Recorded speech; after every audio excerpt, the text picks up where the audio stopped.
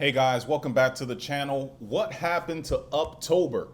This was the month we were waiting for. This is when Bitcoin, crypto is supposed to go crazy, but that's not what we got.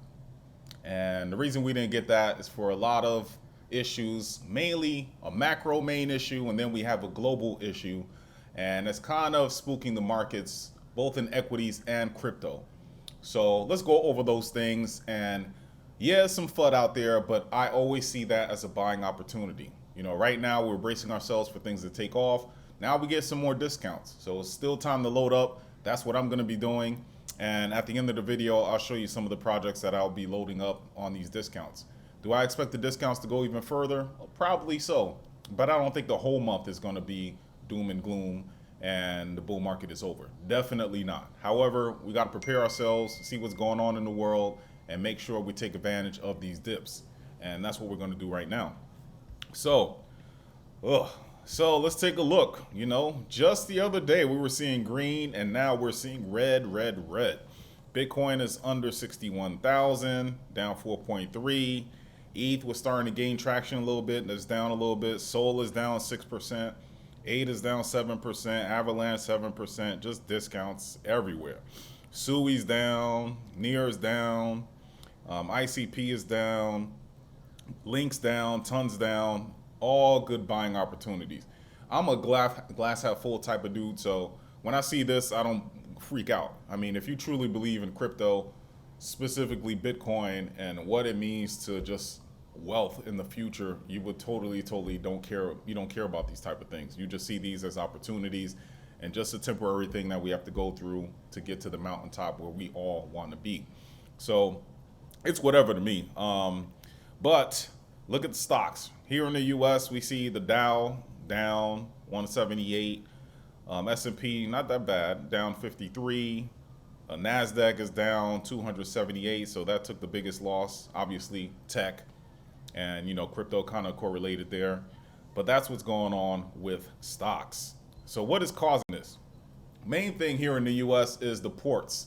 The longshoremen here in Eastern Seaboard and looks like Southwestern Seaboard, you know, with the labor unions and the powers that be, whatever, there's an issue as far as wages and benefits. And so they're going back and forth with it. I think I read somewhere that the, port workers want over 70% increase as far as wages go. Don't know how accurate that is, but again, it's just a negotiation, right? So you're going to start wherever you are and someone's going to be here, and at some point you meet in the middle and it's going to be a number that both parties aren't too happy with, but it's a settlement. So that's what's going on. It's spooking the markets in general because that's where a lot of our imports come in from. So from different countries or wherever, you know, the US gets a lot of their stuff from other places. And if these ports are closed and people aren't working them, that's going to, you know, drag on merchandise and everything. And so that can raise prices, and that's what people are kind of fearing right now, that, hey, if this goes on for an extended period of time and people can't get goods or there's a delay in getting goods, the price of goods go up again, then we're back at square one with inflation. We were just starting to feel good about inflation. Fed chair brought it down 50 points, basis points, and we just said, hey, more points are coming out and we're just going to keep cutting and money's going to start flowing, but could this delay things a little bit? And that's what the whole thing's about. Now, the one plus side is that on the Western Seaboard, they're not striking. So a lot of that can go over there and maybe go cross country, but it's going to delay goods getting where they need to be. And also, you know, this may not last long. It could be a 48-hour thing, could be a weekly thing. But my opinion is that we have an election coming up next month, actually, here in the U.S. And I'm pretty sure at some point, White House is going to say, cut the shit and let's get together. Let's just pay this thing. Or not pay this thing, let's come to an agreement. Or he has something else. When I say he, Biden, the current sitting president, has something that he can enact, and that can slow things down. And that is called, I forget what it's called. It says, from a macro perspective, President Joe Biden, under his powers, can grant something called a Taft, I don't know if you heard of that, Taft-Hartley Act. And basically it can extended 20 or 80 days cooling off period that would at least temporarily halt the stoppage. Therefore, that can help things. And both parties can just chill and just say, hey, I'm enacting this. Let's get back to business as usual, and hopefully within this time you guys can resolve it. However, all indications that White House is not interested in doing that right now. And I think it's just bluffing. He's hoping things will calm down, but at the end of the day, he doesn't want the economy to go into shell shock, because that's going to hurt, the running or his candidate, which is Kamala Harris. He doesn't want that to happen. So right now, just talk, and huffing and puffing or whatever. But I think at the end of the day, if things get bad, this act will be enacted. So that's what's going on as far as strikes go. And here's a map showing what ports will be impacted, all along the eastern seaboard, Boston, New York, Philly, and all the way down to Miami and even Gulf Coast. You got Tampa, Mobile, Alabama, New Orleans, Houston. So a lot of big ports. You get a lot of things. So that can slow down, and that may impact prices negatively. But we'll see. Because of this, I made a video maybe a few days ago, and it was showing that the probability of the next rate cut, which is scheduled for November 7th, about a week before the U.S. elections, it was over 50% that we would get a 50 basis point cut. Now with all this news circulating, now it's down to 36.6 that we get a 50 point basis cut. And now it's looking 25, only 25 or a quarter point is what we're going to get. And so right now the probability is 63.3%. Depending on how things go, it can sway either way. Right now, with inflation fears possibly rising again and all of that, we're at a quarter point. So we'll see what happens. Also, everything hitting all at once. We have the Middle East conflict happening, and things don't seem to be getting better. We know that Hezbollah leaders were attacked, and they got them, and then there's retaliation.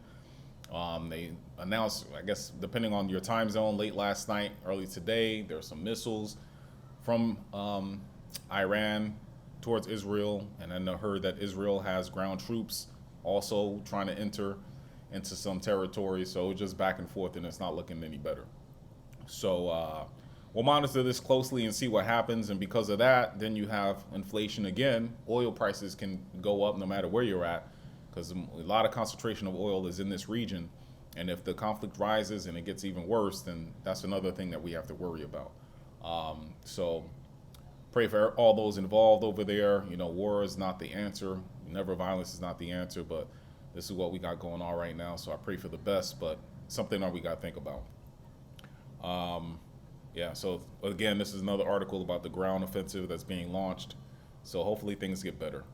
And also the forgotten one that people never really talk about anymore. It's like commonplace now. But Russia still has ongoing conflict with Ukraine.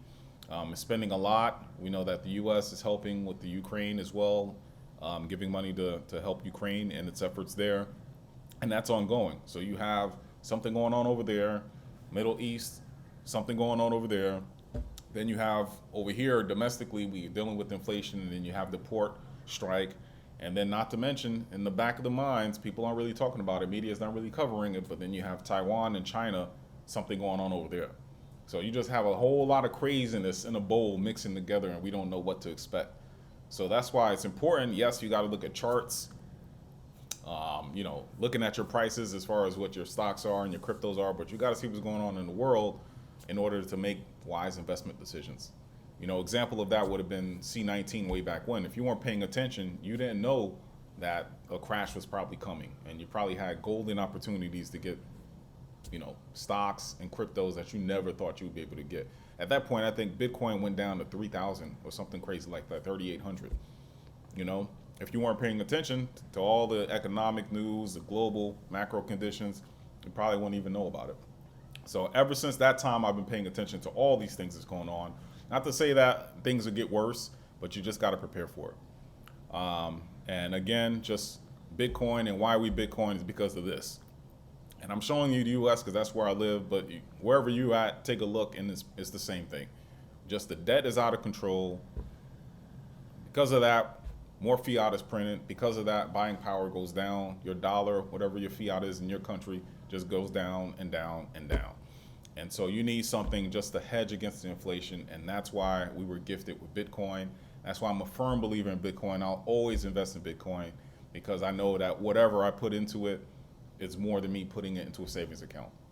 or just putting it under a mattress or something like that. Bitcoin is one of the best investment tools that we've had in our lifetime. And I truly, truly believe that. Also, it's not all doom and gloom. We had a jobs report come out and it showed that there are some strengths and things are looking positive. For the month of August, year over year, there's 8.04 million job openings, an increase from the revised 7.71 million in July. So the job market is looking strong. So that's good. There's fears of recessions here, and depending on which economist you talk to, there's still a possibility, but the job market is resilient. What jobs are they looking at? I don't know if it's part-time, full-time, whatever the case may be, but it's still positive, right? And then also positive, I talked about Bitcoin, it's a gift. Just look at the quarterly returns. We are in the most bullish quarter for Bitcoin, historically speaking. You see here 2013, almost up 500%, then 81%, 58%, 215%.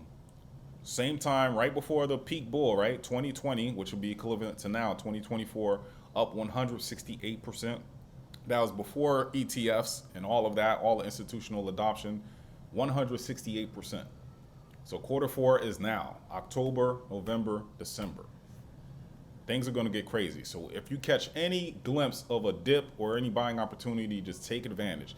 Yes, I'm talking about Bitcoin because it's at the top. So when that one rises, all the alts will rise too. And when Bitcoin goes down, as you can see, things are going down as well. So take advantage. Those dips come, time to pounce on it. And if we break it down for October, the title of this video is Dumptober, but in October historically is a very positive month for Bitcoin, and you can see it here. Just nothing but greens. Nothing but greens in the month of October. So October should be the most bullish month for the fourth quarter. We'll see. So that's still positive, and keep that in the back of your mind. So now at the end of the video, shopping spree. Currently for Bitcoin, I'm not DCAing into spot Bitcoin per se. I'm into MicroStrategy now. And MicroStrategy, basically on a Coinbase, not Coinbase account, but a Robinhood account or whatever you use, MicroStrategy is my play right now for Bitcoin. I do have Bitcoin as well, but right now, currently, MicroStrategy is the gameplay. Purchase that, flip it, and purchase Bitcoin with it. So that's what I'm doing with that. Solana is down for the past 24 hours, 7.3%. I like it. I'm still DCing into Solana. ADA is down 8%, good buying opportunity. Avalanche down 8%, still a good buying opportunity. Sheeb, for those of you who like memes, Sheeb's definitely a good buying opportunity. For me right now, the memes that I'm focusing on are Bonk. I like Bonk a lot. Pepe, I like a lot. Believe it or not, it's an ERC20, but I still like it. And then Cockinu on Avalanche. Those are the three that I'm focused on currently. Chainlink is good. Getting Chainlink at 11 bucks. Remember that thing rose to over 25 when we had that mini altcoin rally. Good buying opportunity. Near under 5 bucks. It's down 10%. Good buying opportunity. And Sui, which I covered last week, down 5%. It's good buying opportunity. Pepe, I just talked about. ICP down almost 10%. Good buying opportunity for that. Render down 11.9%. Good buying opportunity, and the like. And that's about it. I don't go any further down than that. So good buying opportunity. Yes, there's a lot of FUD out there. Trust me, I get it. And if you don't have true conviction into what you're investing in, you can be feared out the market. And that's what the big dogs want. You got to be strong. But good buying. Just keep on DCAing right now, and come peak bull, you'll be very happy. All my videos always end with this. Come peak bull, you'll be very, very happy that you stuck with it and you continue to believe, continue to DCA. So that's the video for today. Let's see what else happens during this week. It should be very eventful. Hopefully it's for the better. If not, we'll be prepared. Thank you for spending your time with me. And please, if you like the video, please hit that like button. Want to see more of my content, subscribe to the channel. Talk to you later. Bye.